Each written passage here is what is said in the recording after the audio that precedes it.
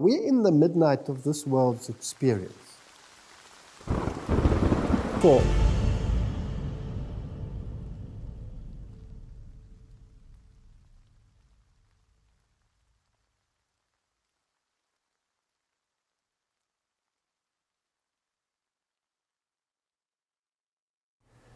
In the previous lecture, we saw the possibility, and in my opinion, the probability of a tremendous deception in history of how Roman Catholicism and the Jesuit order managed to disappear underground in terms of its political capacity, and then to resurface later as though nothing had happened in between. But of course, the entire stage for the final conflict on this planet was set during that period. So it was a major, major move and a brilliant strategy on their part.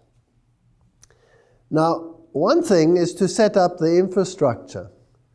But if you want to win against Jesus Christ, if you want to defeat Jesus Christ, as is their aim, then the only way you can do it with God, because God is invincible, is to cause great pain to him by depriving him of his children.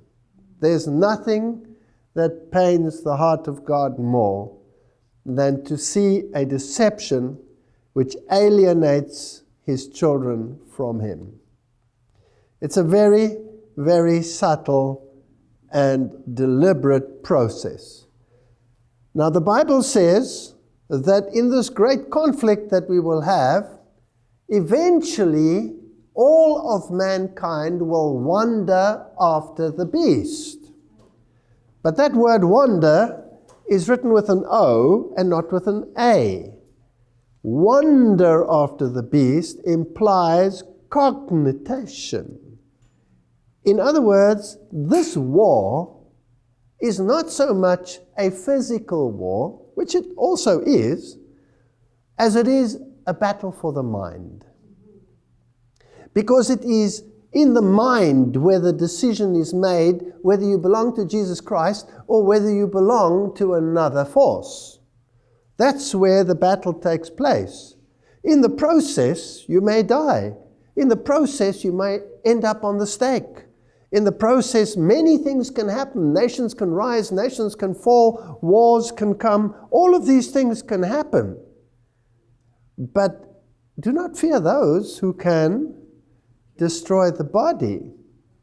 You must rather fear the one who can destroy the entire human being, body, soul, spirit, in the final conflict or in the final judgment that will take place. And the devil wants mankind to be destroyed. And the only way that he can achieve it is by changing their mindset. So this has always been a battle for the mind. And we learned in the last lecture that the Jesuit order created all the school systems which eventually became the school systems of the entire world.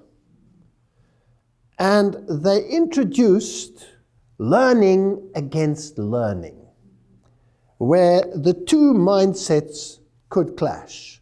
On the one hand, you had the Protestant mindset, which said that the Bible is the standard of all righteousness and should be the basis of all schooling. And on the other hand, you had Gnosticism. Man is the center of everything, and man is the one who has to be exalted to the level of deity. So that is emulating the voice of the serpent in the Garden of Eden. Now, the greatest strategy to win the mind over that the Jesuits used was Jesuit theater, Jesuit drama. Now, if we look it up in the Encyclopedia Britannica, it tells us Jesuit drama, program of theater, developed for educational and propagandist purposes in the colleges of the Society of Jesus during the 16th, 17th, and 18th centuries. Cultivated as a medium for disseminating Roman Catholic doctrine, drama flourished in the Jesuit schools for more than 200 years. Evolving from modest student exercises to elaborate productions that often rivaled the contemporary public stage in polish and technical skill. The earliest recorded performance of a Jesuit play was in 1551 at the newly founded in Sicily. In less than 20 years, plays were being performed at more than a dozen of the new Jesuit colleges springing up in cities across the continent, including Rome, Sevilla, Cordoba, Innsbruck, Munich, Vienna, and it grew into a mighty organization. By the mid-17th century, there were 300 Jesuit colleges in Europe, and in almost every one, at least one play was given each year. So originally the plays were pious to attract the people and the Protestants to come and look. But eventually, gradually, other things started creeping in. Originally there were no ladies involved, and eventually more and more ladies, and the music started changing, and it started progressively, slowly infusing the minds of people. Jesuit playwrights also drew upon material from pagan mythology, ancient history, contemporary events, all reinterpreted in terms of Catholic doctrine. So it was very cleverly done. Their stagecraft kept pace with all the newest technological developments. Music was an important element in most of the plays, ranging from simple songs to works that called for large orchestra and chorus. And Mozart, at the age of 11, wrote his first music for Jesuit theater because his father was one of the directors in Jesuit drama. And this is where the great music world was introduced into this way of acting and affecting the mind. Eventually included ballet, opera was brought in, and extravagance and luxury of many of the Jesuit productions came under heavy attack. Many of the productions were enormously expensive. So they spared no cost. And yet it cost them nothing. How did they do this? Well, one chariot taken from the enemy, Sun Tzu said, is worth 20 of our own.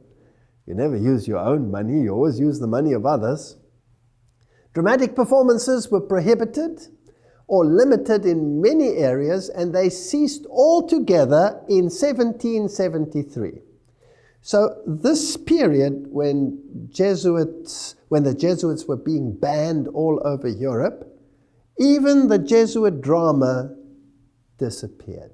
It was gone. It appears it ceased altogether in 1773, when the Society of Jesus was temporarily suppressed. So my question is, did it really disappear, or did it just go underground to reappear in another form? So really, did it? Did it disappear? That's a very good question. Well, let's ask a very modern web page, www.jesuitcp.org, their own web page, Jesuit Arts. It's definitely not gone. Let's go a little back into history. For almost 500 years, they say, theater has played a vital role in the curricula of Jesuit schools. Today, this is them speaking now. In Dallas, Jesuit theater builds on that tradition by offering a broad range of opportunities for students. And they talk about the plays and the absurdist plays and all of these issues. Drama troupes they have. This group of seniors performs local middle schools on a weekly basis as a part of Jesuit community service program. So they take their Jesuit theater into the schools. And Jesuit supports these activities with a broad curricular offering, including theater, arts, stage acting, stagecraft, directing for theater. and then they ask you to be part of Jesuit theatre. And it seems as though a little college here is doing something and a little college there is doing something. But they are far more brilliant than that. Embedded in ratio studorium, rational studies, were the elements of entertainment, dramatic production, composition, rhetoric, eloquence, and these courses interlinked with the spiritual exercises. So here was something to control the mind. Ignatian way of thinking, taking you into a supernatural form of religion, experiential religion, where experience becomes the norm. The feelings dictate, but the mind is bypassed. So they introduced spiritual exercises in the most subtle way to intensify the experience of Catholic doctrine over Scripture and Protestantism. They resulted in a genre of spectacular plays that won distinction as Jesuit theatre. So writes, it's written in Rulers of Evil. Jesuit priest Athanasius Kircher then added something to this theatre. And what he invented was the megaphone, so that he could speak to greater audiences. And then he invented broadcasting. So he is the father of the modern technology that we see right here in our midst today. Camera theatre. And he perfected what was called the magic lantern, lanterna magica, the instrument where you could project images on a screen, moving images. So this was the origin of the modern cinema. Now, another interesting point that they had was the invention of cowboy movies, which were the first movies that were ever made. And by the way, the cowboys themselves and the whole cattle industry in North America was introduced by the Jesuits. They introduced it. And the one who did it was a German, Eusebio Kino, whose statue is one of those two representing Arizona in the U.S. Capitol building. He was a Jesuit professor from Ingolstadt College in Bavaria. This is where the entire Illuminist movement started. Now, the name is fascinating in itself because Kino, to this day, is the name for the theater in German. In German, you don't say, we're going to the theater, we're going to the bioscope, we're going to the Kino. Fascinating. And in these cowboy movies, there was always a morality. And the morality was always good versus evil, but it was not on the basis of Scripture that it was determined what was good or what was evil. There was another underlying morality, so that man in himself could decide what was right or wrong, and ruling by the gun. The bad guys normally lost in these movies, and the good guys won. And that's how it started. And all the actors were high Masons. If you take those early actors, Frank Sinatra, all of those that were involved in those movies, John Wayne, they were all 33-degree Freemasons. And if you follow it down through the line to this very day, most of the actors, I would say the great majority, if not all, of the major actors are all high Masons. All the singers, all of them. Now, if you're a major strategist, you don't want anyone to know that you are pulling the strings. So you are always behind the scenes, and you will have your front men. And the front men that they introduce, of course, are the Jews. They love using the Jews and term it Zionism. But these are papal court Jews. These are not Jews in the sense as we would understand from the Bible. So knowing and obeying Scripture is not necessary in comprehending the ways of good and evil. And this is what the devil said in Eden. You will know good and evil. You don't need God to dictate it for you. Now, after World War II, during September 1957, Pope John the 23rd gave Jesuit theatre a broader horizon with his encyclical Miranda Prorsus. And this is what he wrote. Men must be brought into closer communion with one another. They must become socially minded. Have you heard of social doctrine? Their technical arts, cinema, sound, broadcasting, and television can achieve this aim far more easily than the printed word. The Catholic Church is keenly desirous that these means be converted to the spreading and advancement of everything that can be truly called good. I want to remind you that in the occult world, in the esoteric world, good becomes evil and evil becomes good. So if somebody says something is good, you could in your mind just twist it around and say evil must triumph. Embracing, as she does, the whole of human society within the orbit of her divinely appointed mission, she is directly concerned with the fostering of civilization amongst all people. So here is a move to embrace all of humanity. That means all of humanity must receive the same mindset. John the 23rd urged that pious national films reviewing offices be entrusted to men who are experienced in cinema. At the same time, we urge that the faithful, and particularly those who are militant in the cause of Catholic action, and added there, that must be the Jesuits and their protégés, they are the ones, be suitably instructed so that they may appreciate the need for giving these officers their willing, united, and effective support. In 1964, Pope Paul VI amplified this encyclical, Miranda Prorsus, with the decree Inter Mirifica amongst the wonders. And what he said is stunning.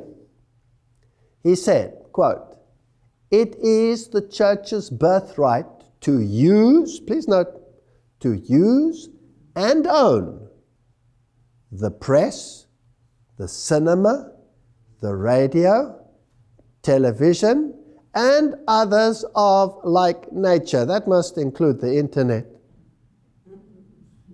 So how much of the media world does he control? Do they want to control? Own and control? All of it. All of it. Then he cited a special responsibility for the proper use of the means of social communication, which rests on journalists, writers, actors, designers, producers, exhibitors, distributors, operators, sellers, critics. So even that which you hear about that which is done by them will be done by them, so the critics will be either on this side or that side of the spectrum, using Hegelian dialectic to so confuse you that you don't know whether you're Arthur or Martha at the end of the day. So it is the Church's birthright not only to own, but to control all media, all social media.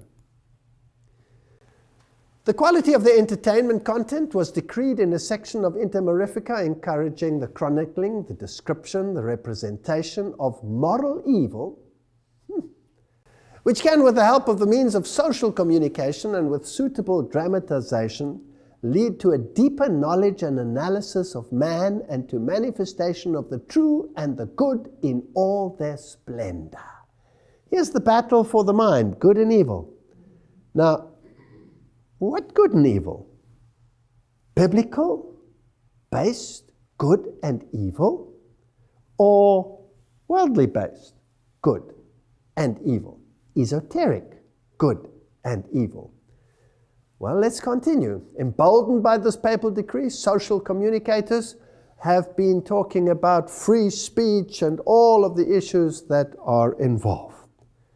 Now, if we take cognizance of the fact that there are to own, control all the media, and to use it to instill mindsets in people, then I would like to know how this is achieved without anyone knowing how it's done. Isn't that what the General Sun Tzu said? We have to achieve things without anyone knowing how it's done. And we must never, ever be the target.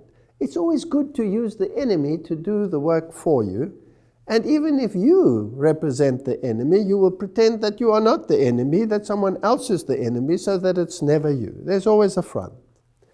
Now we're going to look at some of these productions and see if we can see a pattern. The Simpsons and philosophy, the door of Homer, etc.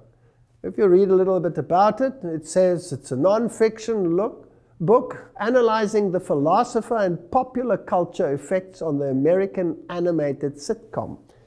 Now, people think, this stuff is silly. Who cares about all of these idiotic cartoon characters? Millions of people are sitting and watching. Millions. These playwrights that write these episodes receive millions of dollars in salary. And if you want to know what type of people are involved in writing these scripts, you will be stunned, because they are the most educated people on the planet. Harvard graduates with PhDs in philosophy and mathematics. And they use occult numerology in order to achieve what they want to achieve. So now let's have a look at some of these. And if you look at it, you'll think it was sort of innocuous. The 33rd episode of the show aired in season 2 was titled The War of the Simpsons. The episode features a plot that gives tribute to Ernest Hemingway's Old Man of the Sea, and features a battle for the ages between Homer Simpson and General Sherman. Let us quickly examine the numerology of Sherman. And if you look at this numerology, you will find that Simpson adds up to, if you take the numeric value of the letters, to 33. Now, if you look at that, you might get confused, because there are many forms of numerology out there. And looking at this, you wonder, how does this add up to 33? Since when is S, the value of S, 1? Because normally in the alphabet, you take the value of where the letter is in the alphabet. So A would be 1, B would be 2, C would be 3, etc. So why does this add up to 33? The same with Sherman. Why does that add up to 33? And here you have a 33. And it was the 33rd episode. Now, I'm just showing you this to show you that there is numerology involved. Now, numerology is a Gnostic, pagan, Kabbalistic, if you like, art. Everything that the Kabbalist will do is steeped in numerology. Everything has numbers. Everything moves in precise cycles. They will not make a move until the situation is right, till the solstice is in the right place, till the right liturgy has appeared. Everything is governed by numerology. There is an ethos of power in numerology. Now, the numbering system that they are using here is not the normal numbering system, but the Pythagorean numbering system. And if you take Pythagorean numerology, then S indeed becomes 1, and I indeed becomes 9, and 4, and 7, etc., etc., etc. So it's a highly sophisticated mathematical formula that they're using, and the names have very specific meanings. Now, you don't know that as you're watching it. You're just watching a silly movie. But put into these, there are subliminals to affect your mind. And they plant ideas which your subconscious picks up. And eventually, everybody starts thinking along those lines. Now, this is a cartoon. It's an adult cartoon. Kids also watch it. But if you then add the press and the news media, and you can switch channels. I mean, you can go from CNN to BBC to Al Jazeera to whatever channel you want. You get exactly the same news at exactly the same time, repeated over and over again. There must be some coordination between those groups, otherwise they all wouldn't have exactly the same thing. Don't you think so? And there's a propaganda so that you believe what they say. So if you want to create an enemy, a public enemy, what's the best way to do it? To create an enemy and then to broadcast him across the media. So there is numerology involved, there is occultism involved, Kabbalistic occultism, and we'll go a little further. Here's a little further snippet. They introduce little subliminals all the time. So in the story, this character is often punished and has to go and write on the board his lines, and he says, I will not plant subliminal messages, but if you analyze it, really it says subliminal messagores. It doesn't say messages. He's misspelling something. But there's a subliminal there, Al Gore. So they're telling you that the agenda of Al Gore will become prominent in world affairs. And the Pope has just brought out an encyclical on this very subject, which is supported by the Al Gore philosophy. And the President of the United States of America said, this is what we have to do. So these people know in advance what they will do, how they will do it. HDTV is worth every cent. HDTV is worth every cent.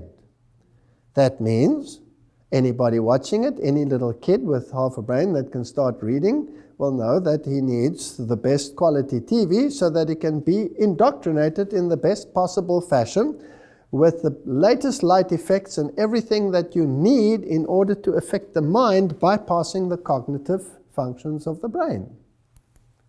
Interesting? New York, 9/11.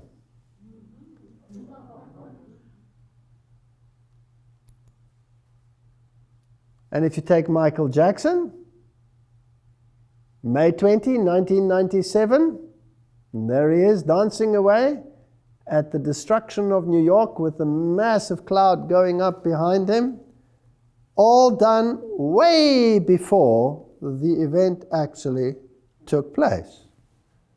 Now, this is interesting stuff.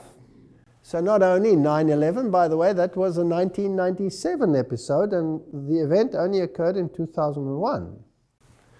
So, are there any other subliminals? Well, of course. Here you'll have the all-seeing eye, and they will use only half the face to project that image.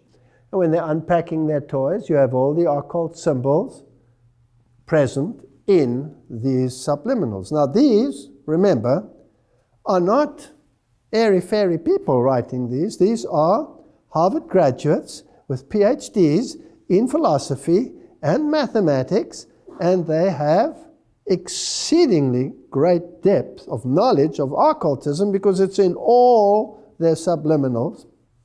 The Pledge of Allegiance does not end with Hail Satan. He has to write this over and over and over again. Now, just the expressions on the faces, you can see how it can affect little children, because what they see is what they do and what they live. Let's have a look at some of the introduction of these ideas and how it all began. In the early movies, Sammy Davis Jr. used to play a very important part. He also acted with all these 33 other Freemasons that were the early cowboy movie people. And he, of course, was known as a member of the Church of Satan. Apparently he switched, but it's fascinating that he also was a Knight of Malta. And here he is seen discussing very important issues, I believe, with producer of We Are the World. He was Lionel Richie.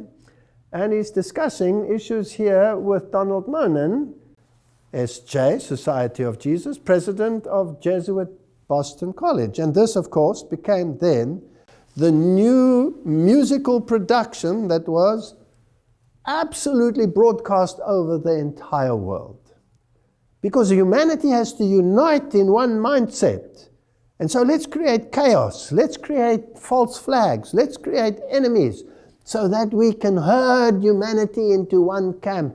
And let's have a rainbow nation and all the colors of the rainbow represented I'm a red Indian, I'm a Chinese person, I'm a that, and I'm a this, and we are the world, we are the people.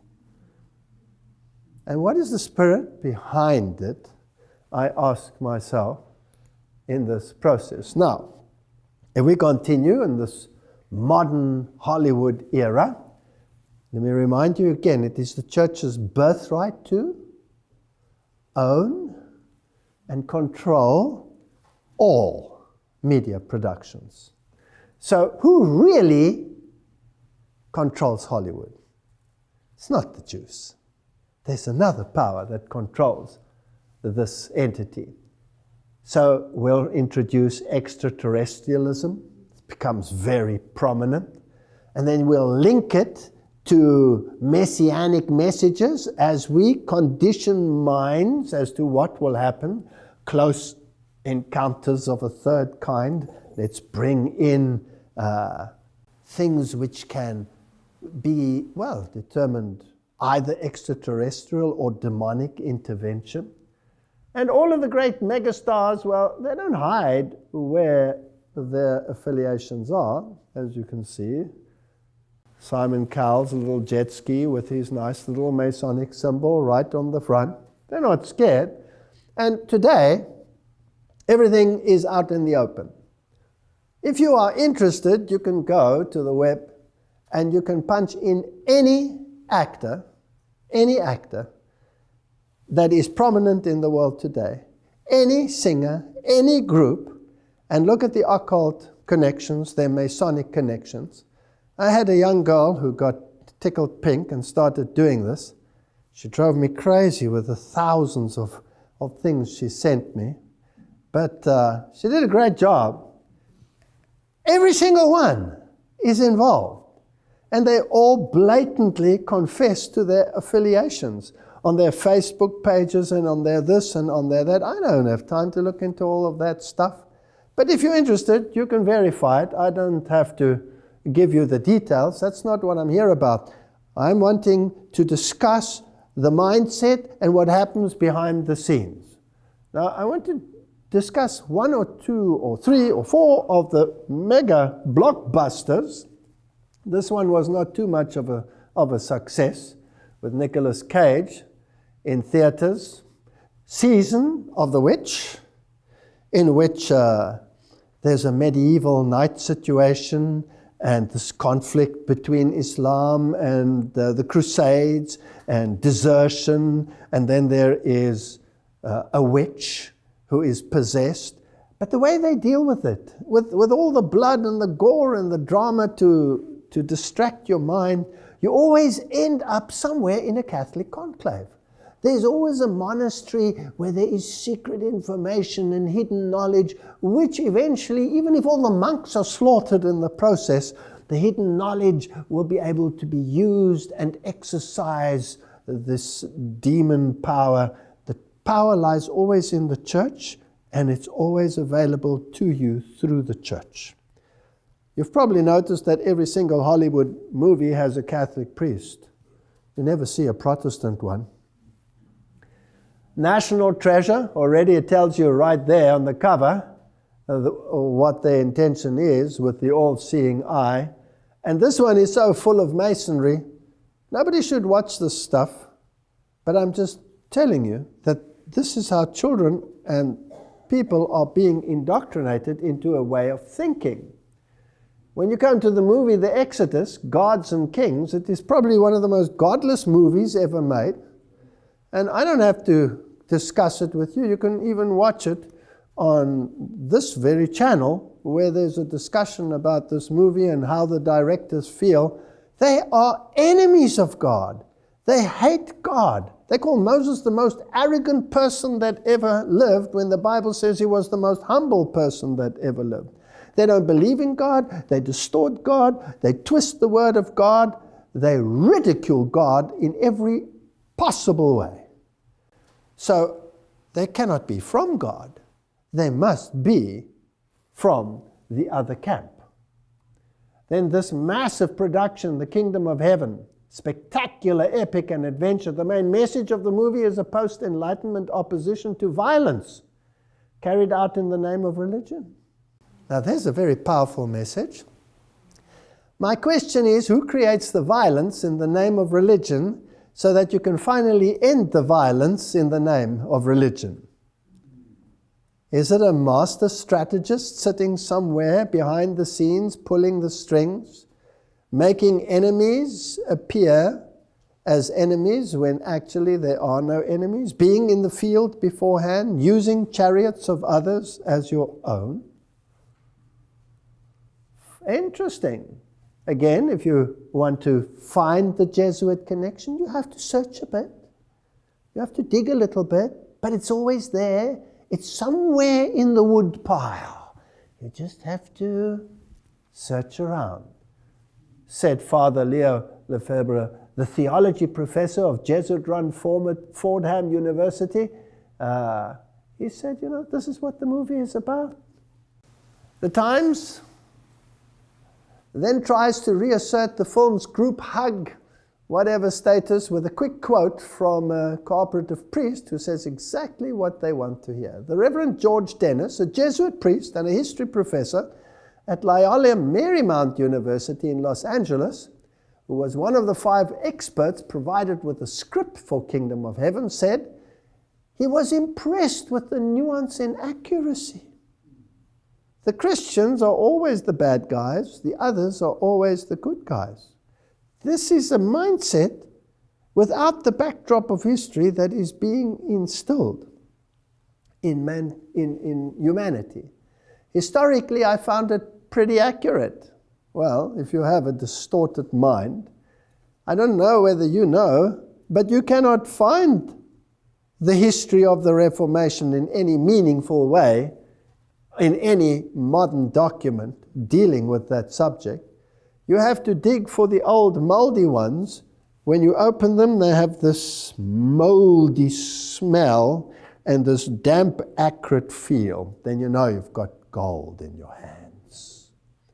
Because the Jesuits have rewritten everything.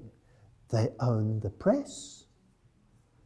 They own the press, so you rewrite history, as we will see. Not so fast, George, etc. So they're arguing about it, but the fact of the matter is what I'm showing you, the ones supporting it from behind are who?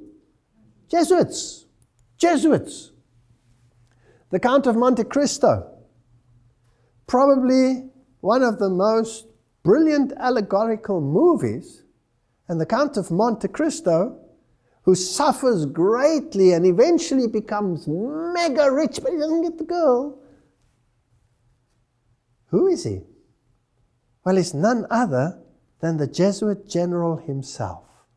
About the story of the Jesuits and the demise of the Jesuits and the resurrection of the Jesuits, immensely wealthy, that he can purchase the whole world, if you like. So these are stories that are implanted, and the hero is always, in the end, the evil triumphing over good, made to appear as good triumphing over evil. Brilliant strategy. Take any of the Indiana Jones movies, the Raiders of the Lost Ark, and all of these issues. The language that is used is demeaning to God. Although it uses the themes of the Bible, eventually it leads you straight into hardcore occultism, Gnostic thinking. Now, if you've prepared the mind, you come up with movies like Left Behind, and they spent billions. They don't mind spending billions. How much do these productions cost? And already in the Middle Ages, they were criticized for the vast sums. They feel nothing for spending millions upon millions, if not billions of dollars on a production, if the ends justify the means. And the Left Behind series, of course, implanted the Jesuit theology of dispensationalism, which comes straight out of the Jesuit camp, with Cardinal Bellarmine adding his thinking patterns to those of Alcázar and Ribera that went before to set the stage for getting rid of the mindset of the Protestant world that the papacy was Antichrist, and replaced it with this airy-fairy nonsense, which is then propagated across the world in mega productions. They don't care whether it's a box office success or a box office failure, as long as the message comes through. Lords of War. All of these are phenomenal. Now, I thought I'd take one where I've heard so many of our own people even saying, well, this is one should watch because it really shows us where we are. And I know that many have exposed it for what it is, and that's good, but let's just make sure again that we're not speculating here over issues that might not be so. Mel Gibson and the Passion of the Christ. This is probably the one movie that moved the evangelical world to tears like no other movie prior to it. And I want to just go through a few scenes, but let's just establish again the connection. Mel Gibson receiving his honorary doctorate at Loyola Jesuit Marymount University. He must have received his honorary doctorate for something good. You know what? This doesn't pay, because his life was a misery after he made this. But irrespective of what his future plans are, which I've heard about, the fact of the matter is this is a Jesuit production, and it has Jesuit theology. But before we go there, let's just have a look at the prophecy in Zechariah so we can understand the context. Zechariah 11, then I said to them, if it is agreeable to you, give me my wages, and if not, refrain. So they weighed out for my wages 30 pieces of silver. Who's it talking about? It's a prophecy about Jesus Christ. And the Lord said to me, throw it to the potter. That princely price they set on me. So I took the 30 pieces of silver and threw them into the house of the Lord for the potter. Then I cut in two my other staff, bonds, that I might break the brotherhood between Judah and Israel. They rejected the Lord Jesus Christ. And the Lord said to me, next take for yourself the implements of a foolish shepherd. The good shepherd, they sold him out. The good shepherd, they set him aside. They crucified him. So if you want to set aside and reject the good shepherd, well, then be satisfied with the foolish shepherd. Now let's look at the foolish shepherd. For indeed, I will raise up a shepherd in the land who will not care for those who are cut off. He won't care for them. Nor seek the young, nor heal those that are broken, nor feed those that stand still. This is not a good shepherd. This is an evil shepherd. But he will eat the flesh of the fat and tear their hooves in pieces. So he will be a destructive shepherd. He will destroy mankind. Woe to the worthless shepherd who leaves the flock. A sword shall be against his arm and against his right eye. His arm shall completely wither, and his right eye shall be totally blinded. Right. Those are the criteria in the prophecy of Zechariah. And these are the criteria which apply to the good shepherd or the bad shepherd? Bad shepherd. The evil one. Now remember, in the occult world, good becomes evil and evil becomes good. So now let's go to the movie. In most of the movie, Jesus appears with his right eye completely shut, smashed. There's the symbol of the eye. There's only one eye. If you take the Council of Foreign Relations, their Messiah, who is naked, and by the way, in this movie, Jesus appears out of the grave naked. I'm sure he didn't. He appeared with a robe of righteousness. He was not naked. This Messiah of theirs is naked and only shows the left eye. The right eye is never seen in their Messiah. So here, Jesus' arm is dislocated, so says this webpage, in order to make his hand reach the nail hole, meaning that his arm should be fully extended and straight at all times. However, in almost all shots of him on the cross, his body sags forward with his arms bent at almost 90-degree angle. So his arm is withered and his right eye is smashed. Now let's just make sure again. Let's go to the occult world, Blavatsky. The devil is now called darkness by the church, whereas in the Bible, he's called the Son of God. The bright star of the early morning, Lucifer. There's a whole philosophy of dogmatic craft in the reason why the first archangel who sprang from the depth of chaos was called Lux, the luminous son of the morning. Or man, Vantarik dawn, he was transformed by the church into Lucifer or Satan because he is higher and older than Jehovah and had to be sacrificed to the new dogma. Now in the esoteric world, Satan is higher and older than the other brother, who is Jesus. And the war between the two of them is raging. And he, the older brother, was deprived of his position but will regain it. He will be the victor. So good becomes evil and evil becomes good. Of course, we know that he's a created being because the Bible tells us so. But not in the esoteric world. Or another quote here from Blavatsky. Esoterically, he's also the serpent or the dragon that tempted Eve. And the dragon is an old glyph for astral light, which is the wisdom of chaos. So Jehovah is the serpent. He's the bad one. God is evil. So evil becomes good and good becomes evil. Now let's continue.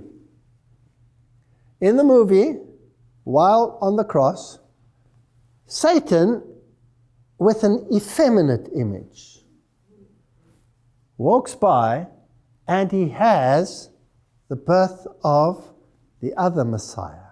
I want you to look at this child because you can see his hairy arms and his baldness and his demeanor, and we're going to just quickly play this.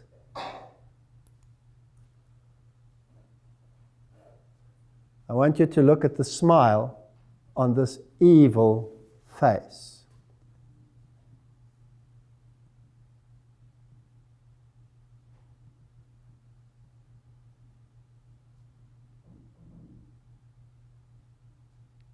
As he looks at the cross. They cannot have, look at the hairs on his back. They cannot have created a more evil image than this. And it's virtually subliminal because nobody really notices it in the movie.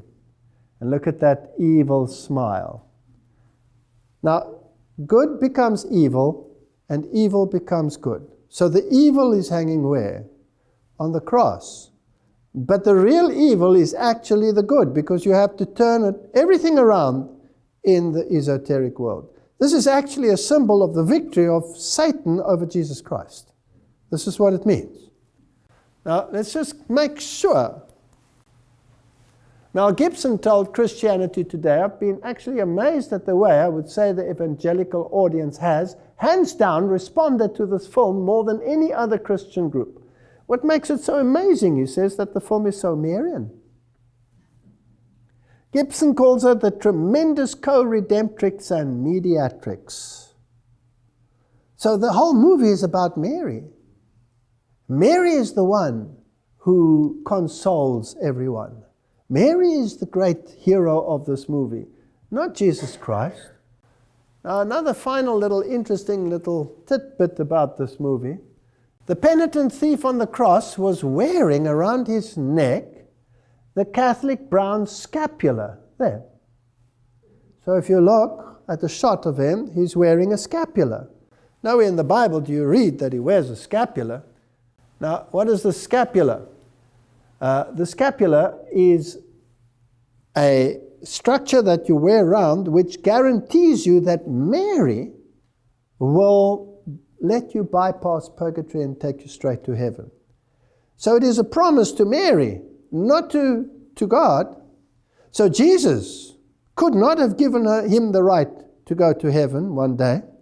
It's Mary that will decide who goes and who does not. But Mary, as we know, is an acronym for Lucifer. because she was immaculate without having to need the atonement.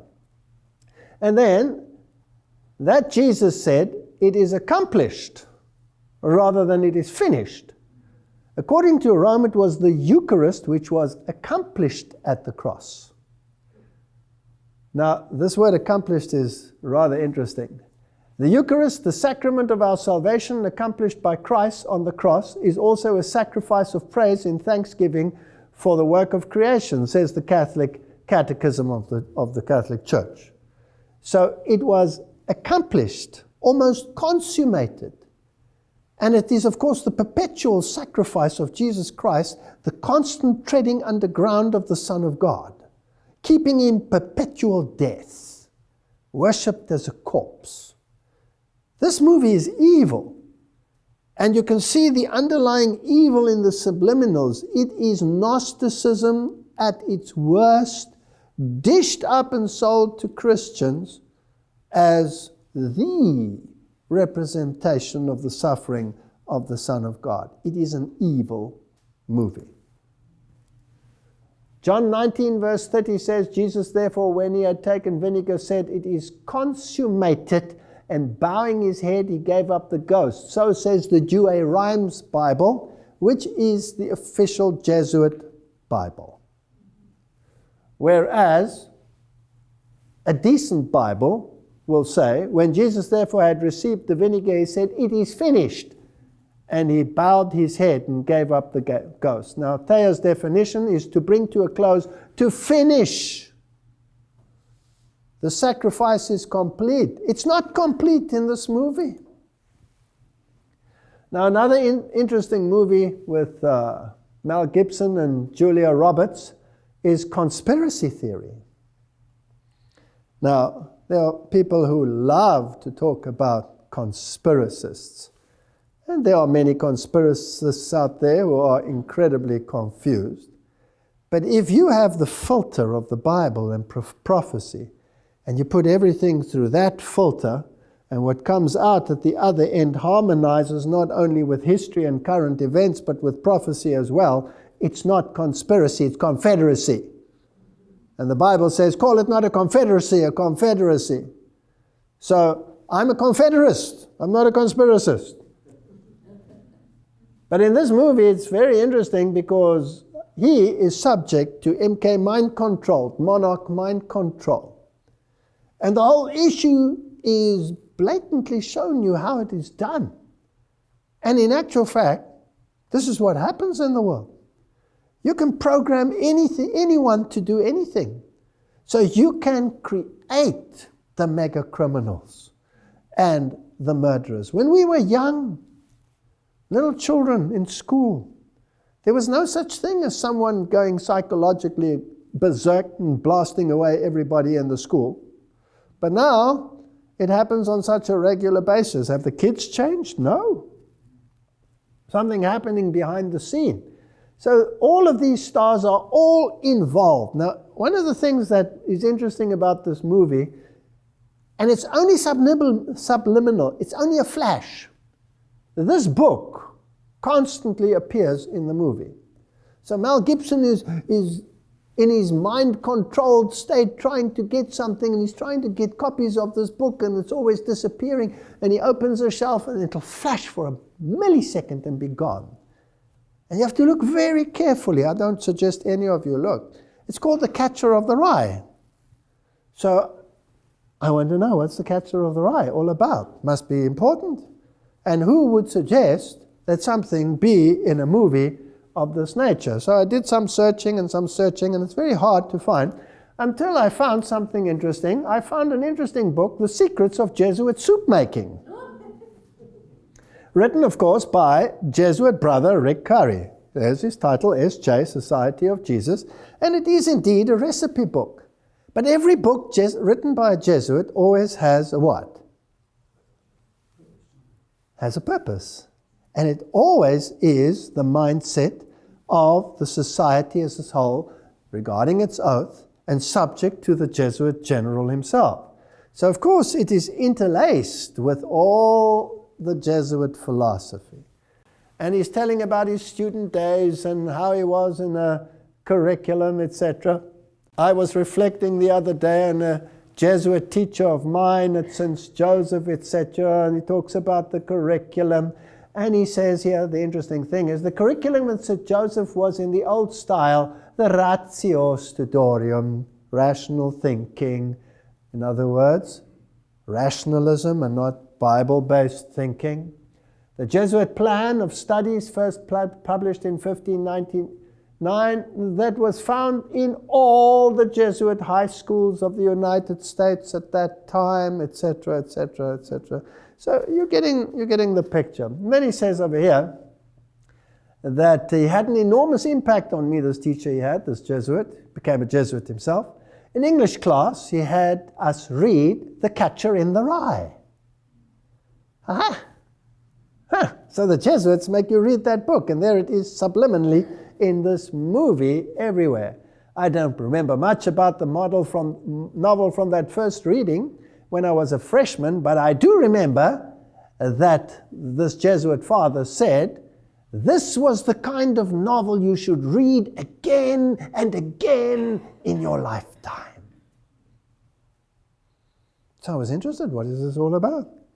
It's about rebellion. And it's brilliantly written. It is the normal development of a youth, and this youth develops the capacity or the rebellion that comes up, and how to exercise this rebellion, and eventually to change the world through rebellion. But in such a brilliant way that the one who is rebellious against everything, his parents and society and you name it, turns out to be the greatest saint of them all. Who was the greatest rebel in heaven? And doesn't he want to appear as the greatest saint, the wronged one? So it's implanting a mindset of dissent against the order. What order was the Jesuit order created to destroy? Protestantism. So you have to rebel against Protestantism. One of the most evil movies in the history of Jesuitism is probably V for Vendetta. Now in this movie, they have this masked man, because he was injured, severely injured in a fire, so he went through the fires of affliction. It is a skit of the Jesuits and the gunpowder plot, where they wanted to blow up the British Parliament and King James.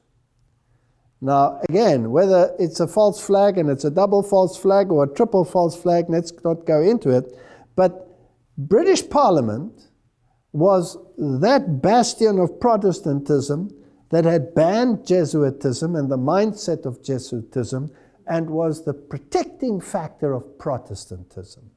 So it was the ultimate enemy. It had to be destroyed.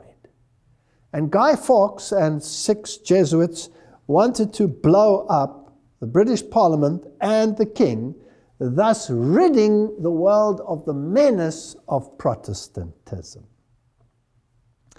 Now, the mask is the face of Guy Fawkes, who was sentenced to death and martyred. But in the movie, constantly, you are reminded that this story may never be forgotten. This man was not a villain, this man is a hero.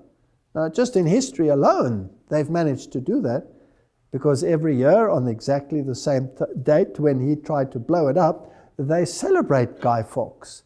And it's a joyous occasion. Kids can't wait for Guy Fawkes. You positivize that which is negative, and you use the negative to your advantage. They even got Shakespeare to write it, which I doubt. His Jesuit superior wrote it for him, his Gnostic Medici learned supervisor, and filtered it in amongst the people as this evil of the Jesuits and made a joke of it. And eventually, as a consequence, the Jesuits were actually allowed to operate, or the Catholics at least, in England again. You always have to be a super strategist. Now, in this movie, this young lady eventually is the one that pulls the trigger, because he dies just beforehand, so she becomes an acronym of Mary, which is Lucifer, who will destroy Protestantism And where they first failed in their early attempts, they will succeed in their later life. And this is one of the advertisements. He's making the Masonic crossed swords, which you will find everywhere in Masonry and in Gnostic Freemasonry. An X is an ancient symbol, according to Jim Tressner, 33 Degrees, Scottish Rite Journal. An X is an ancient symbol for change or transformation, long associated in medieval and Renaissance art with the coming of the Messiah who shall make all things new. So this is a religious movie showing the victory of Satan and the Jesuit order over Protestantism, the overthrow. That's why in the cathedrals they always have Loyola standing on the head of Martin Luther, crushing him, destroying the Bible. They make no bones about who the enemy is. And it's interesting that in this movie, eventually, this is an artist's rendition, the Parliament, and of course, all of the buildings associated with it, blows up and is completely destroyed. Nothing left. But the clock stands where? It is the final hour.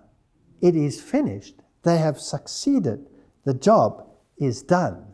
Protestantism and Bible-based theology will disappear. And eventually this masked man who stands for Guy Fawkes and the effort to overthrow Protestantism, the mask is worn by the entire nation. What does that mean? It means that the entire nation, through time, has been indoctrinated to have the same character and mold and thinking as they had. When the Bible tells us about the face of God, Moses was not to see the face of God. He conceived me from behind, because nobody can see the face of God and live. So I'll hide you in the cleft of a rock and I'll cover you with my hand. And I will go by, and then the character of God is given in the most beautiful poetic form. The face stands for the character. It stands for the mind. It stands for the thinking. The world will wander after the beast. It will be indoctrinated to have the mindset that he wants you to have. Now, I want to know where this is going to lead. And how do you carry on with this? I just want to do a few more pointers here. The list of actors employed by these papal criminals, so says Vatican assassins. This man, of course, has a mouth that is very loose, if I may say, so excuse his language, but what he says in a rather harsh way is actually correct. The list of actors employed by these papal criminals is most impressive. Hollywood is merely Jesuit theater, nothing more. Jews involved are papal court Jews worshipping their god Mammon, etc. And it's for the military company of Jesus. Now, if you write something in that fashion and you write it so harshly, maybe people will say, that suits them too, they don't mind. I wouldn't be surprised if some of them are authors of some of these thoughts. Now, Knight of Malta, Jack Valenti, was head of Motion Picture Association of America. If you want to know who controls the mega studios, in 2004, Mr. Saxon was inducted as a Knight of Malta. He owned all of these major companies and, well, also Hollywood studios. Is it really the Jews who control this place? There's an abundance of theatrical performances. We read in a good source now. You see, that's the one mindset. Let's achieve our aims through theater, through great performances that bypass the cognitive. Now let's see what God's way would be, the spirit of prophecy. There's an abundance of theatrical performances in our world, but in its highest order, it is without God. That's a fascinating statement. We need to now point the soul to the uplifted Savior. Deceptions, impositions, and every evil worker in the world. Satan, the wily foe in angels' garments, is working to deceive and destroy. The object of the death of Christ was to declare his righteousness, and no man, woman, or child can do this in their own strength or by their own words. So here's a false righteousness portrayed in these movies. Here's another quote from Adventist Home. Through the drama, he has worked for ages to excite passion and glorify vice. The opera, with its fascinating display and bewildering music, the masquerade, the dance, the card tables, Satan employs to break down the barriers of principle and open the door to sensual indulgence. So there's two ways of reaching minds, one through the theatrical and one through the word. Shows and theaters. Satan's ruling passion is to pervert the intellect and to cause men to long for shows and theatrical performances. The experience and character of all who engage in this work will be in accordance with the food given the mind. The Lord has given evidence of his love to the world. There was no falsity, no acting in what he did. This is interesting. So we have two contrasting mindsets. Which one do you think will be the more popular in this world? Well, hands down. Now, let's get a little bit closer to very modern little children's stories and others, and find out what the real message is, and how the mind must be indoctrinated, and then eventually, where will it lead to? Because this is what I'm very passionate about. Now, in ancient Greece, the god Apollo and Artemis, or Pan and Diana in the other nomenclature, were very, very prominent deities. Even mentioned in the Bible is Diana of the Ephesians. And she's, of course, the goddess of fertility, and she's also the consort of the god Pan. Now, Pan has two sides to him. He has the goat side, the evil side, where he plays the pan flute, and he's the god of sexuality. He roars through the forests, causing panic. That's where the word panic comes from. Pan, chaos. He rapes, he pillages, he's violent. And then he has a good side, which is the good shepherd side, where he carries the sheep, and he is the good shepherd. And this is a very fascinating interplay of good and evil, because Satan has a yin-yang philosophy. Everybody has both sides of the coin, whereas God says, no, you don't have to be evil. You can be only good. You don't have to be balanced by evil in order to make good prominent. So here is the god Pan in his evil form with his pan flute. But he doesn't always have to be shown with his horns and his goat form. Now, if we go to animated movies, like you will find in Disney's Peter Pan, then who are the writers and the organizations? We all know that Walt Disney was a 33-degree Freemason. He was steeped in Medici learning. The Jesuits were behind him, obviously, because they are the harborers of Medici learning. They are the ones who control it in the world. They are the experts in the occult art and in Gnosticism and Kabbalism. Now, in this movie, there are a number of interesting characters. Peter Pan, Wendy, John and Michael Darling, and the mother, who is, of course, called Mary. It's obvious. And who is Peter Pan and who is Wendy? Well, if Peter Pan, it's an interesting Kabbalistic name as well, because Pan, the god of evil, has a consort who is Diana, but he also has a representative on this earth who is called Peter, if you get my drift. And in that theology, there is a female entity who is the mediator and the mediatrix, and that is Mary. So if you analyze the names, you have Peter Pan, you have Wendy, and you have John, and you have Michael. Now, the name John always in the occult world becomes an acronym for something else. We'll discuss this a little bit. Just to show you a little bit more of another side of Peter Pan, he always wears this little hat with a feather in it. Now, it's actually a replica, and well, we don't have to go into all the details. Just remember, Peter Pan has that little hat on his head, and he has funny ears, and obviously he's alien. He's not from this dimension. And there are the three little children, John, Wendy, and Michael. Now, let's have a look at the personalities.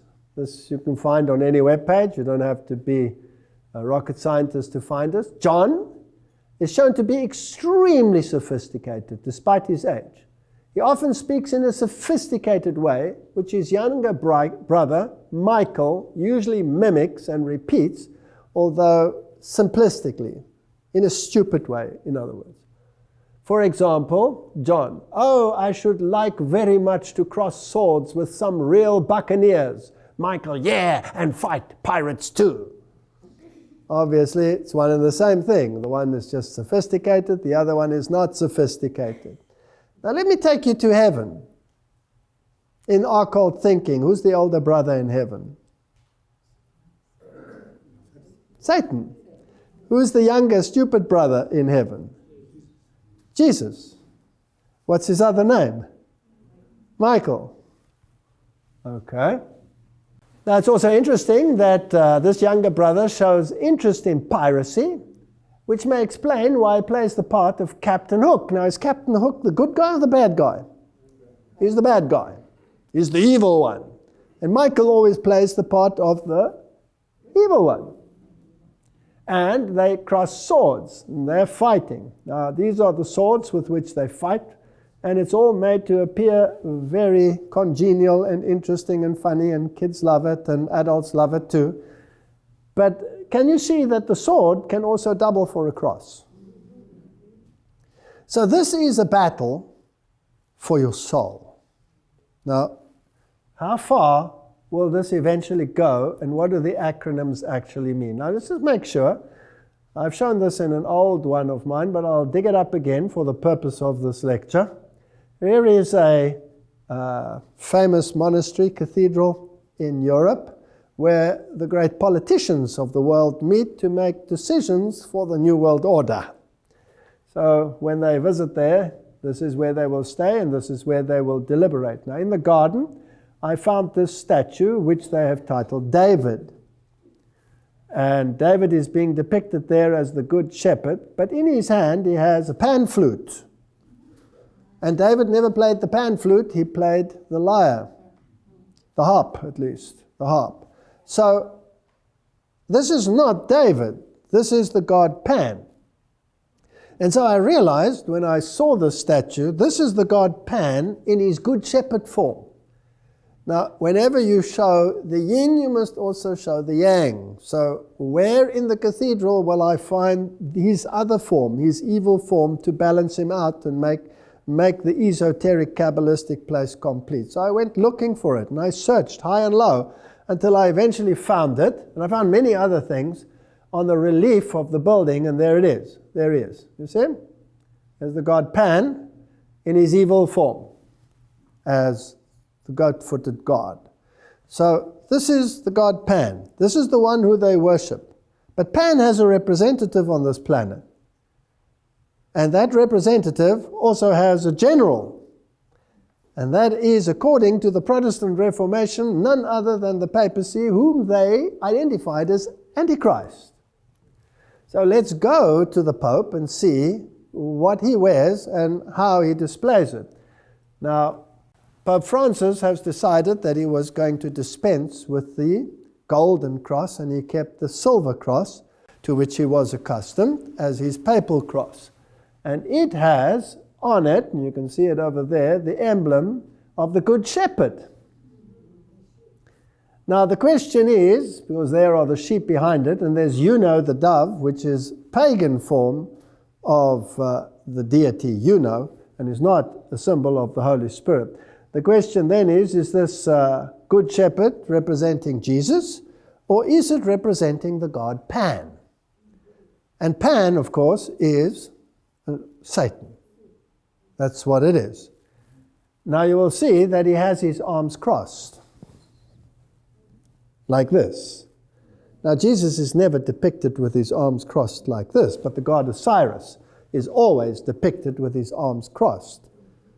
And as we have seen, the cross is a symbol of victory and a new order which will be brought in by the coming Messiah, which is, of course, the worship of Lucifer, which precedes the coming of Christ. So this god here, by the very nature, is the god Pan. But am I now on speculative ground?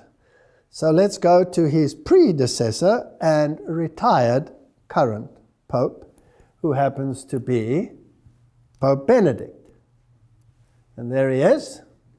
And this is his coronation. And he's receiving a mitre. And on his mitre, there is a deity displayed.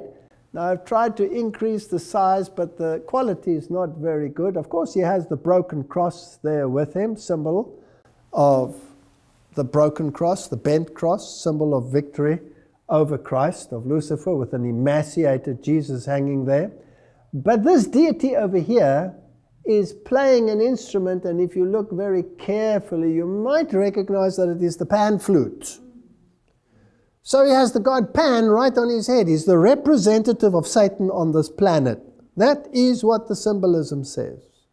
Whether we like it or not, that might sound incredibly harsh, and I apologize for saying it as bluntly. Now let's go back to another movie which is used as an acronym. They can take snippets of history and turn it around to allegorize their existence.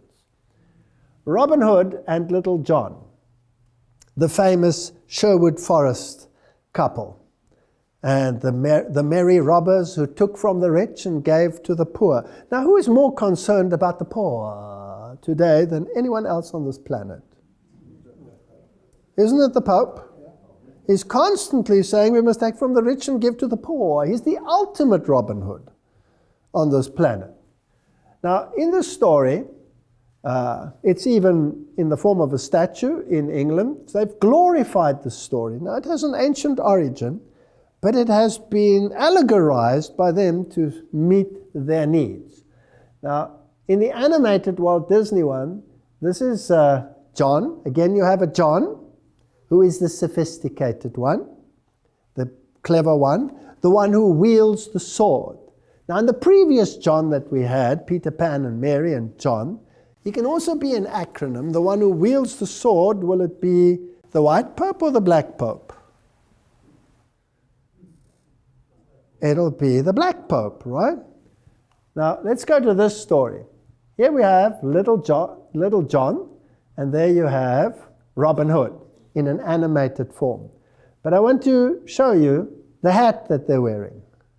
And I want to remind you of Peter Pan, that also has the hat with a feather. So it's the same symbolism that they are using. Now in the story, Robin Hood has his band of merry men in the forest, and he's fighting against the evil lords that control England. Now England, of course, always was a renegade papal state and had to be constantly subdued. So the evil ones are the ones who run England, and the good ones are the ones who will take care of the needs of the poor, which the others never did. So again, good becomes what? Evil, and evil becomes good. Now in the story, one day he meets Little John, and he says, "What are you doing here?" And they start fighting, and they battle on a log. Eventually, Little John actually wins the battle and smacks Robin Hood so that he falls into the water. And they all laugh and make friends, and he takes him into his band. And Robin Hood actually tells him that you are greater and stronger and better in battle than me. You lead the people.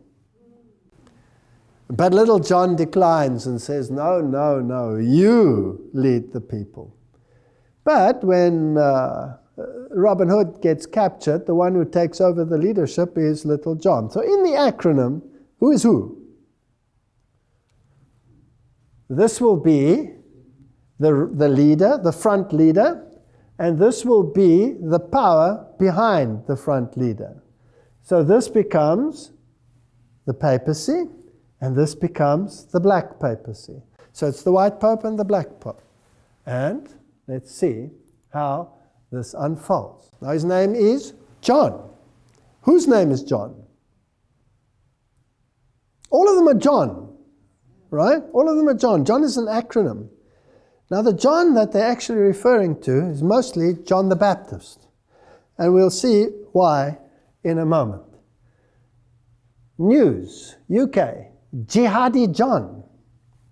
Extremists not radicalized by MI5. So there are rumors that MI5 actually radicalized the people that they're fighting now. Well, if you go back into history, it's very fascinating that all the so-called enemies were trained and received not only their training, but their weapons from the very ones who became their super enemies in the end. The Mossad trained many of the jihadists and the terrorist groups that plague the world today, Al-Qaeda and all of these. So these are all groups that have been set up. Now, this mass murderer, or this brutal murderer who always wears in black, has got the acronym Jihadi John.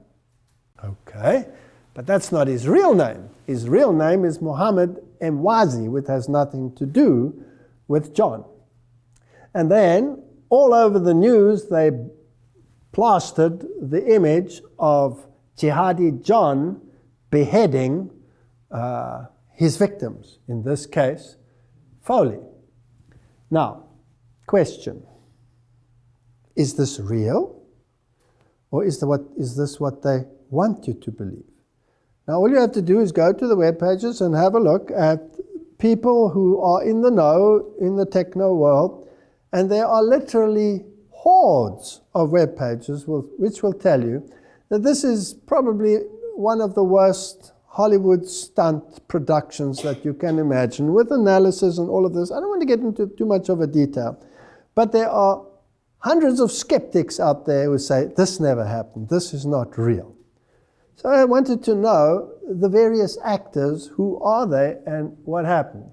Now, according to USA Today, James Foley was educated at the Catholic Jesuit College in Milwaukee. So this is Jesuit involvement again. And if you start reading about the jihadists, you will see Jesuits involved. Jesuits priests disappearing, not reappearing. Jesuits everywhere along the line. Is it possible that they are actually the masterminds training? How does the master strategist work behind the scenes? Doesn't he create the enemies? Doesn't he pull the strings behind the scenes? Doesn't he achieve his objective through Hegelian dialectic? Doesn't he create the enemy which unites humanity? These are questions which I wish to raise. Now, all of these, of course, if they are trained in Jesuit colleges, are also trained in theatrics. And if we have a look at just the political scene and the great leaders of the world, John Paul II, wasn't he a known actor? His counterpart on the other side of the waters was Ronald Reagan. Wasn't he a known actor? Yes. The governor of California, Arnold Schwarzenegger, is he not a trained actor? So there's a lot of theatrics involved. And whether this ever happened or whether it didn't happen, the world has to be shocked by the beheading. Beheading is probably one of the worst things. Now, if I go to Wikipedia, Jihadi John is also called John the Beetle. Now, the Beetle, John Lennon, was a known Luciferian. And he was controlled by the Jesuits directly. The Beetle group was controlled by the Jesuits. And he said, I sold my soul to Satan. And he's also called Jailer John. Now John is appearing just a little bit too frequently for my liking. And there are pseudonyms associated with a member of Islamic State of Iraq, ISIL, ISIS, and they behead various people. All right, so you have all of these acronyms. Now let's just go a little bit further into this. The Jesuits, Ebola, and beheadings, trying to get the New World Order going. Now, I'm not interested in the quality of this web page. Whether it's a good web page or a bad web page is irrelevant at this point, because people will take it anywhere. But what is true, that black magic Freemasonry has the symbol for the degrees 9 to 11, which depict a decapitated head by a short sword. Let me tell you a little secret. Why would they use the symbol of a beheaded individual? And why is the name John always associated with these organizations? Because John the Baptist is the mega saint of many of the esoteric occult movements. And I'll give you some details as to this. Here is the UK column. So for instance, June the 24th, John the Baptist's Day, was appointed a Masonic holiday, on which the members were to assemble, perform certain rites, and partake of a common meal. Jews and Freemasons in Europe, etc., at Harvard Press, etc. So now we're getting into the nitty-gritty of the matter. The Bunch of Grapes Tavern mentioned in the Poe chapter was called the St. John's Lodge No. 1. Satanist Aleister Crowley, a 33-degree Freemason who influenced the Beatles tremendously, by the way, sometimes used the alias John St. John. So when you attach an alias like John, then it is a signal that there is an occult connection. But none of the usage has anything to do with piety. Aleister Crowley was one of the most evil men on the planet, with the most evil rituals that you can imagine, which should never be spoken of in good places. So in actuality, it is a vicious mockery. What is memorialized is the manner of St. John's death. It is a constant source of celebration and a constant reminder to anti-Masons of what can happen to them. But even deeper, because now they're just thinking on a Masonic level, let's go one deeper on a Jesuitical level. It is a constant reminder of the victory of Satan over Jesus Christ. We saw it in the movie, The Passion of the Christ, where they reverse the issues. So when they behead John the Baptist, it is a symbol of the victory of Lucifer against the followers of Jesus Christ. They're celebrating the beheading. They're not celebrating the saint. Are you with me? Okay. Now, how did Paul die? In the same way. Now, if we go through the names of the popes, there are 23 popes with the name John. 23 with the name John. What are they standing for? Are they standing for John the Baptist or the other John? They don't tell you which one, but it's John the Baptist. And there are 6 popes with the name Paul. And there are 2 popes with the name John Paul. That's a double whammy, putting both into that name frame. What are they standing for, and whose side are they on? I know I'm on dangerous ground, but I'm sticking my neck out. Let's go further. Joseph Ignatia Guillotin was the physician. Dr. Joseph Guillotin was a French physician who proposed on 10 October 1789 the use of a device to carry out the death penalties in France, the guillotine. But what is not known is that he was also a Jesuit. So who is the ultimate beheader on this planet? Jihadi John or the Jesuit order? And what they did in the French Revolution to bring in their new system of government, which we've talked about in the past in Revelation chapter 11, this beast that rises from the bottomless pit with this godless philosophy, will be controlled by people who celebrate victory over Christ by beheading. So to go and be all sanctimonious now and say how evil it is that these people out there are doing this and forgetting the history of where it comes from is sanctimonious to the highest degree. Not that I am propagating beheading anyone. This is the Cathedral of St. John the Divine. It is the largest cathedral, arguably, in the world. It is the Episcopal Cathedral, which is, of course, totally controlled by occultism and Freemasonry, as everybody who has just done the slightest bit of research will find. Now, the very name is a blasphemy, because St. John was never divine. Only Satan said that man can become divine. Now, this Cathedral of St. John the Divine, officially the Catholic Cathedral Church of St. John, the Great Divine in the city of Diocese of New York, they don't really tell you whether it's John the Baptist or whether it's John the other one. Enough that the acronym is John.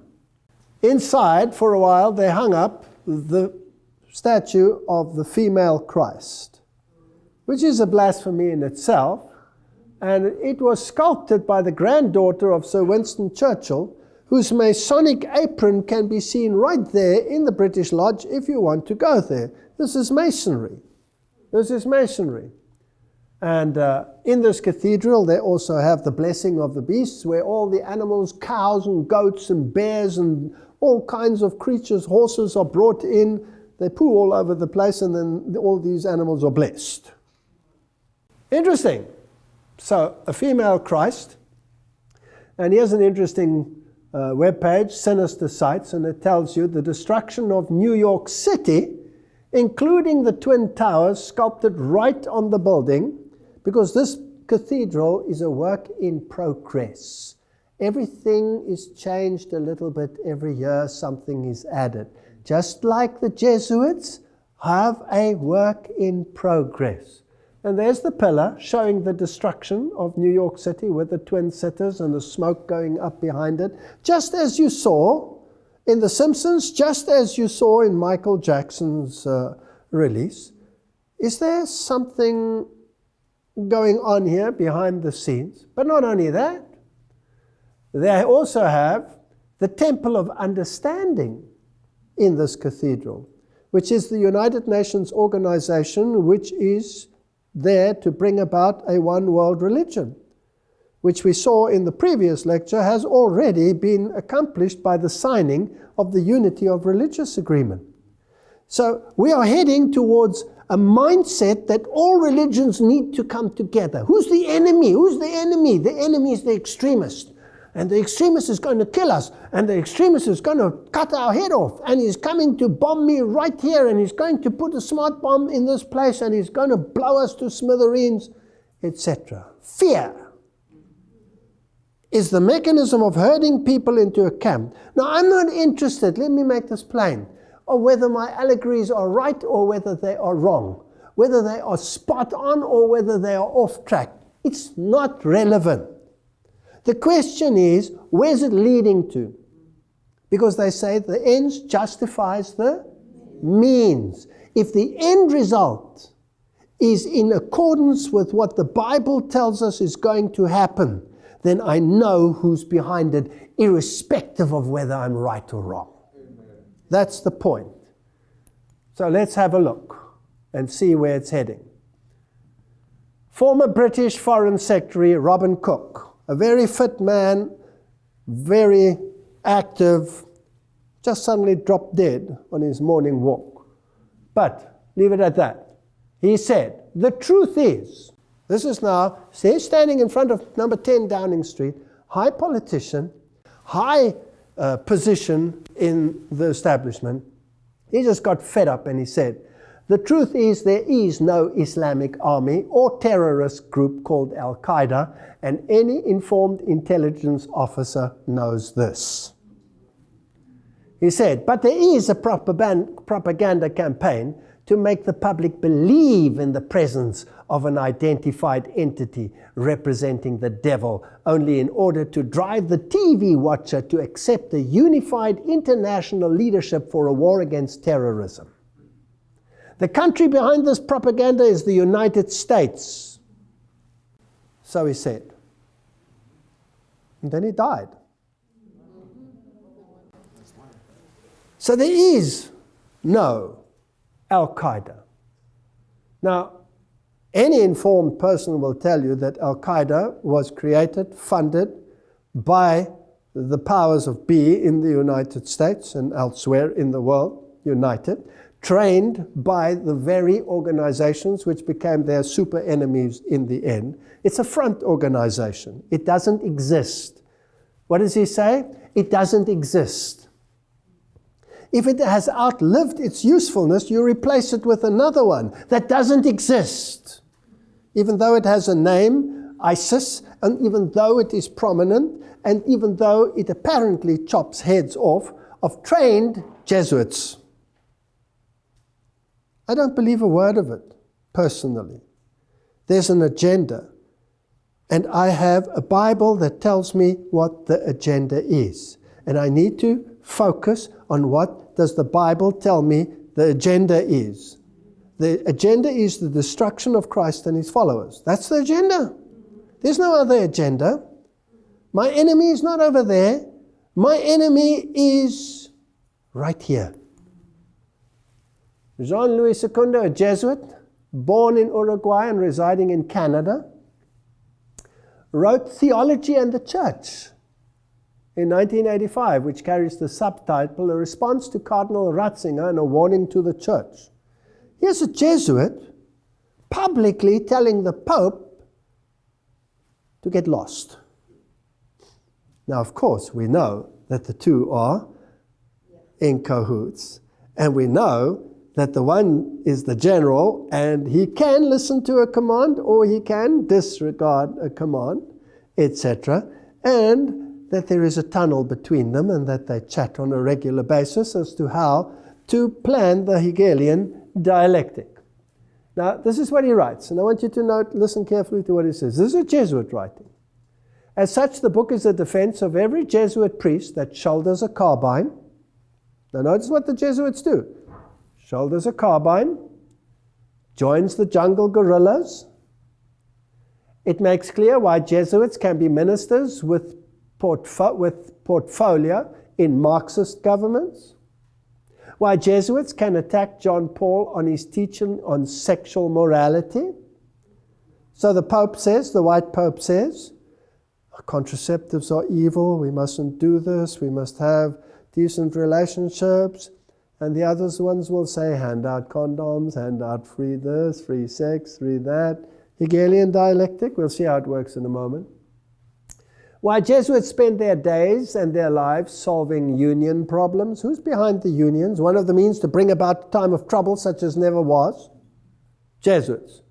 Organizing sugarcane workers, running factories, constructing low-cost housing, help Planned Parenthood Federation of America spread the use of contraceptives, run nationwide hospitals, dispensary networks, organize political demonstrations for this and against that, according to the issues of the day or presented by the teaching authority of the People's Church.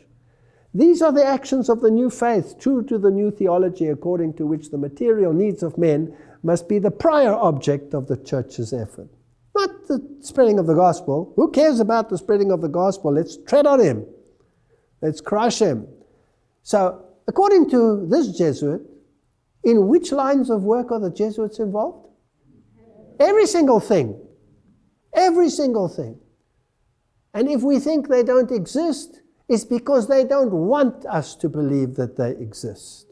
They are everywhere. So, the Pope says, that Francis said, oh, I lament this new legislation that came out in the United States of America. We have to talk about morality. And what is these foot soldiers? What do? Here is Cardinal Dolan. He's the new man on the block as the head chief knight of Malta in the United States. He took over from Cardinal Egan, who died. And there he is. And here he says that the cardinal was the most wonderful thing under the sun. And his first official job, here he is, marching through the streets of New York, parade at the first ever gay activist group. So you think the left hand doesn't know what the right hand is doing. They know exactly what they're doing. This is Hegelian dialectic. But what is interesting, there was a backlash. Cardinal Timothy Dolan, Grand Marshal, despite backlash from the faithful Catholics, unhappy with the organizers' decision to allow an open homosexual activist group to march the event. But Dolan said, I'm as radiant as the sun. So thanks be to God for the honor and the joy, said Cardinal Dolan on Tuesday morning. Isn't that interesting? Thanks be to God for the honor and the joy. Catholic commentator Michael Warris and his team present at the parade were able to question Dolan on his decision during the press scrum. Your Eminence, do you have anything to say to the loyal Catholics who find what you're doing here a great scandal to the faith? No, come on in. We'd love to have you, Dolan replied. The controversial decision prompted the Catholic League and at least one Catholic school to pull out of the parade, while nearly 5,000 people signed a petition urging Cardinal Dolan to withdraw from the event. He wouldn't. The Cardinal refused to back down. He said, I have no problem with the decision at all. I think the decision is a wise one, etc., etc., etc. So, the Catholic Church is well suited to absorb into its ranks those who wish to die in their sins, as well as those who wish to be saved by their works. Anyone is welcome, depending on which camp you want to stand. Now, let's see where the war on terror and dialectic thinking leads us. I just showed you that to show how they manipulate minds. Je suis Charlie. Of course, the Simpsons took it up. It was a major terrorist attack. The world is afraid of the jihadists. The world is afraid of Jihadi John. He's coming with his knife. So let's kill a few people here and let's kill a few people there. Didn't the general say we can sacrifice our own as well, so that eventually we can achieve our objective? So the Simpsons have sympathy with Je suis Charlie.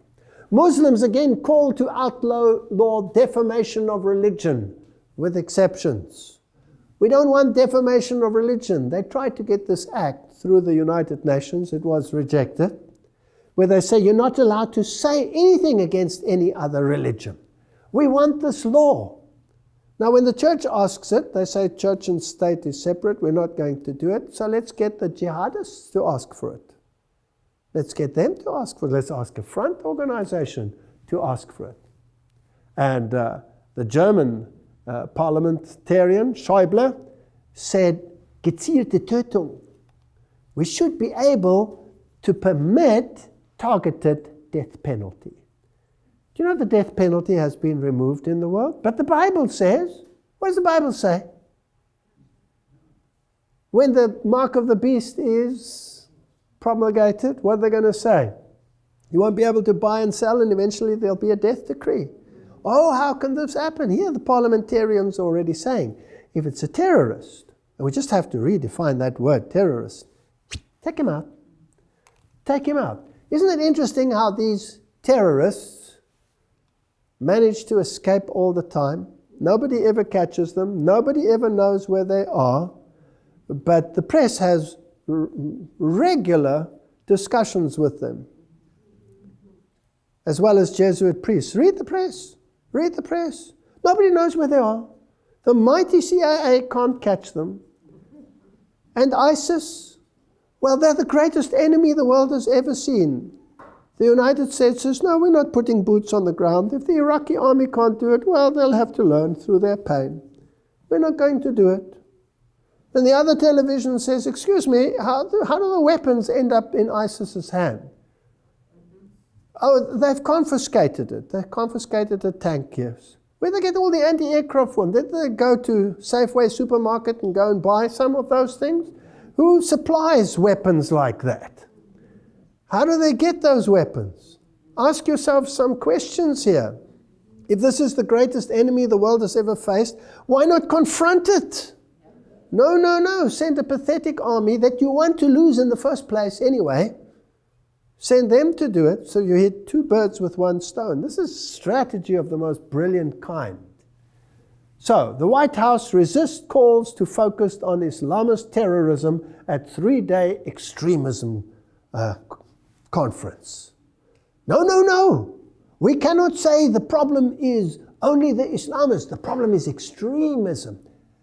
But who's chopping off the heads? Oh, well, excuse me, who's apparently chopping off the heads? It's Jihadi John. It's ISIS. We've got to be afraid of ISIS. Are we going to condemn them? No, we're only condemning extremism. This is fascinating stuff.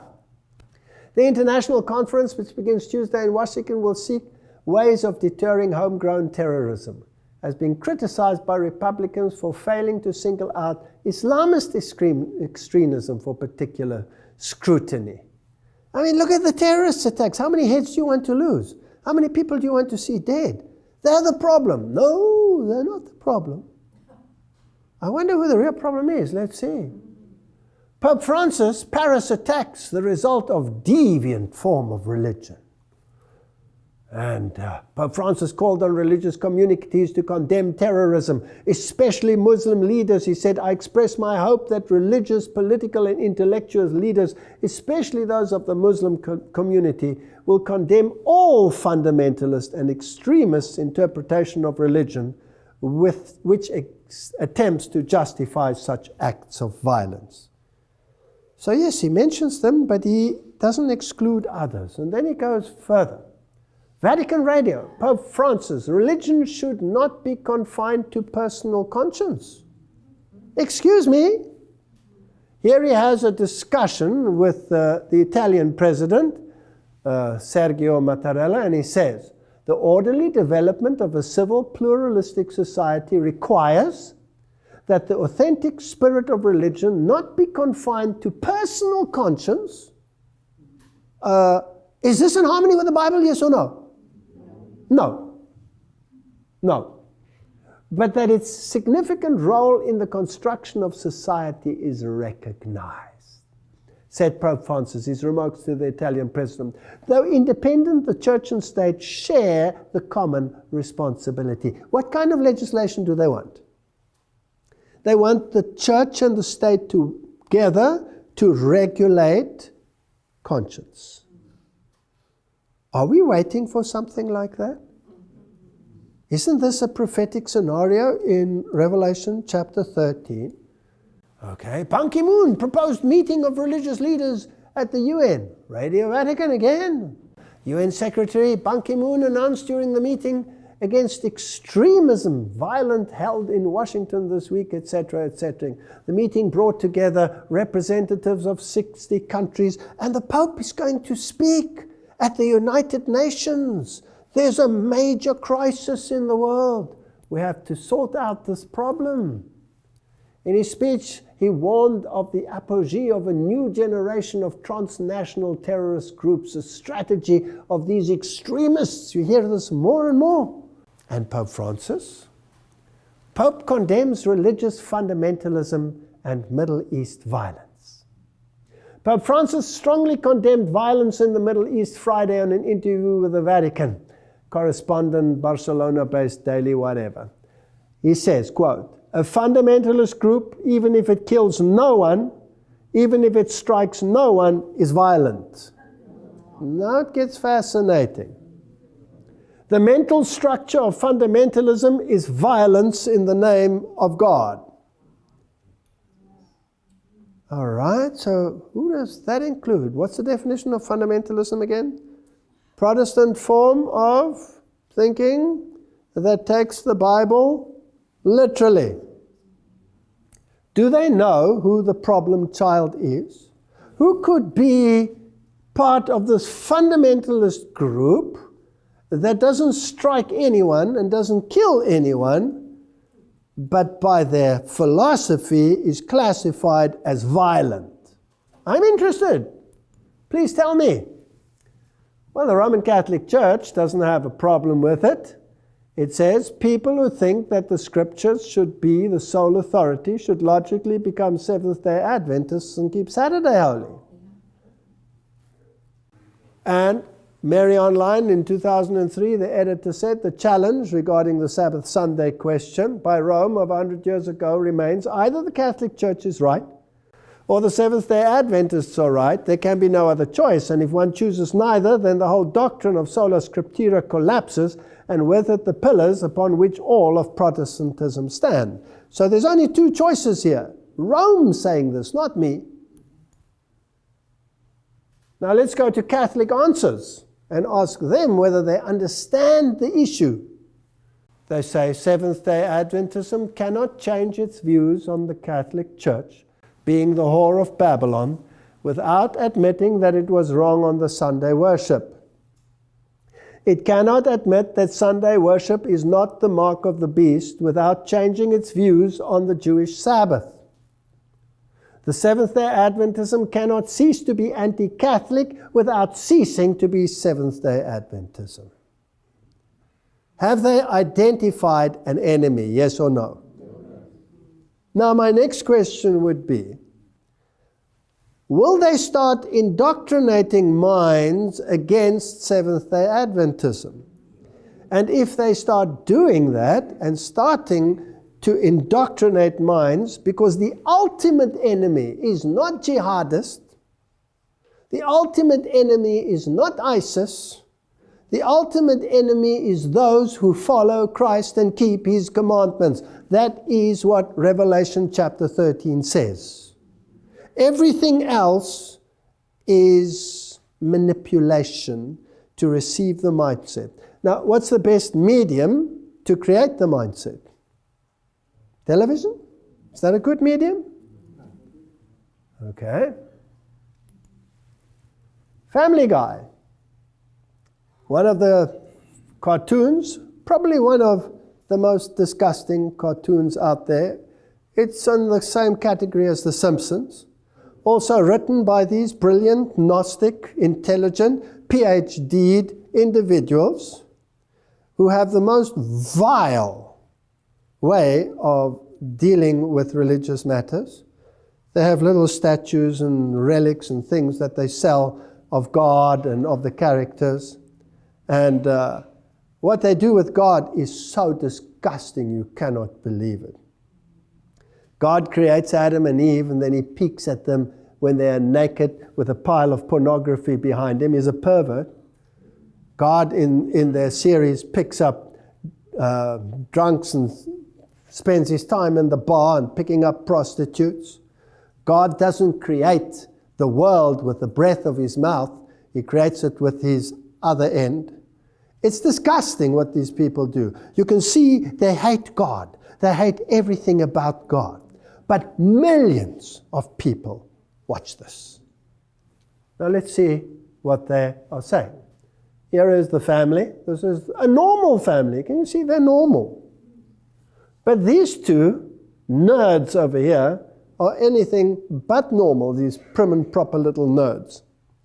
And deducing from what they say, I assume that in this story, these are probably Christian scientists because they say that they have a female as a prophet. And they have discussions with them, but they're not getting anywhere because these people are not normal. This is normal, you know, you eat, you have the right look about just being normal, you have your dog and your kid. These are nerds. And after the discussion, they say, with these people you can do nothing. These people have a mindset that you cannot change. Let's get out of here. We can never harmonize with them. Now remember that the Jesuits said, this world is created for what? For sinners. And the legislation must cover sinners. Because those who are righteous are few, and those that there are, you can't live with them. Now, what's the final target? Let's have a look. I found this fascinating. Let's listen to it. I think we're wasting our time here. They're obviously very committed to their beliefs. But their beliefs are crazy, Brian. I don't know who's crazier, these people or those Seventh-day Adventists. I'm a Methodist. We believe that the Lord is our Savior, and we remember Him by going to church and praising Him every Sunday. I'm a Seventh-day Adventist. We believe all the same things that you believe, but we go to church on Saturdays. What?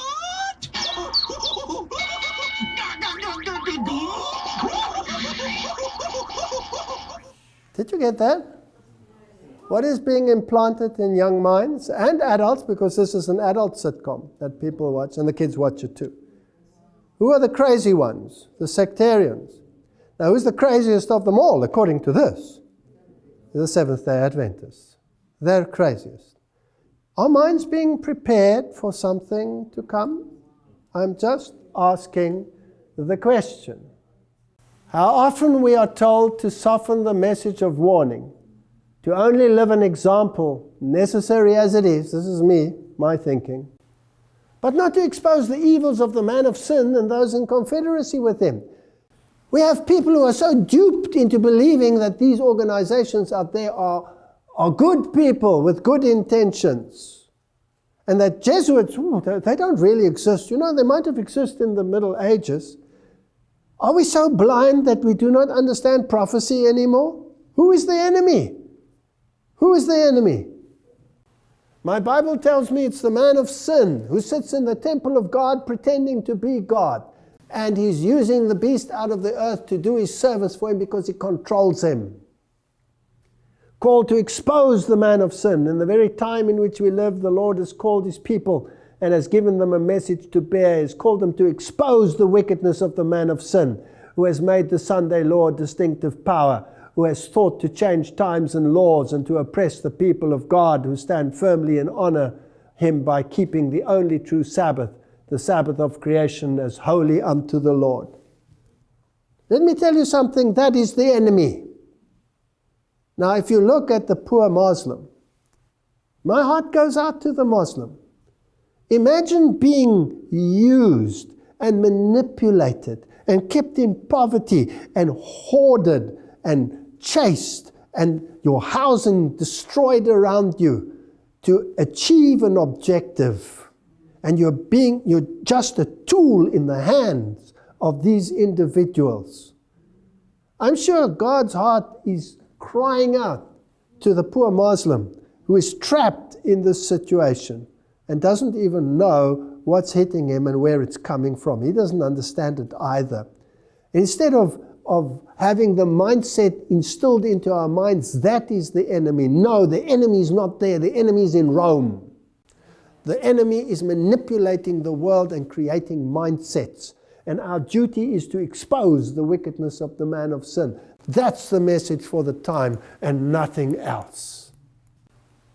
So may the Lord help us to spread a message that will not only reach the ears of deceived Protestants, not only reach the ears of deceived, marginalized, destroyed Muslims, but to reach the ears of this whole planet, every single one.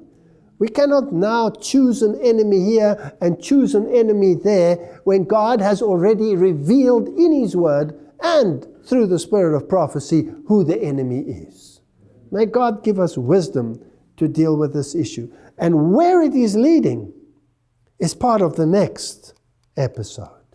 And what the final events are when everything is in place. Let's pray. Heavenly Father, there is so much deception out there in the world. And they control the press, they control the media, they control the internet. We have but a short time to bring this message to the forefront, to preach to people where the enemy is and what the decision is. The decision is between the commandments of God and the commandments of men. Who is in control? Is it the God of the universe, or is it the God of this world? Help us to make right decisions, and help us to focus on that which is relevant for our time, and to cry loud and to spare not, so that many may yet be saved. In Jesus' name, amen.